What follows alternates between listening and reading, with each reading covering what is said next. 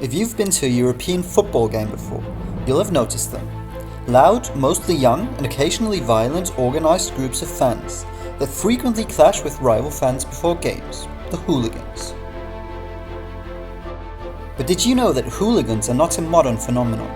Sports played an important role in Roman society, and as such, large fan groups developed around famous gladiators and successful chariot racing teams. Certain gladiators, such as Marcus Attilius, a free man who became a gladiator to rid himself of overwhelming debt, or Tetraides, who went into combat bare-chested, amassed huge groups of fans, among them many infatuated noble women of Rome. Some famous gladiators were even directly sponsored by emperors and other members of the aristocracy. Now, these fan groups frequently got into violent encounters with one another, especially when it came to chariot racing. The Roman chariot racing scene was dominated by 4 teams, named after the colors they wore: the blues, the greens, the reds, and the whites.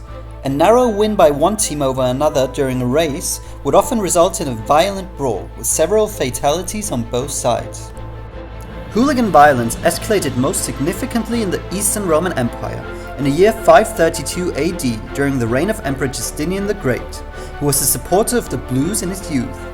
Enraged by rising food prices, inflation, and economic instability, the rival charioteer factions banded together during a chariot race Justinian had organized to appease the masses.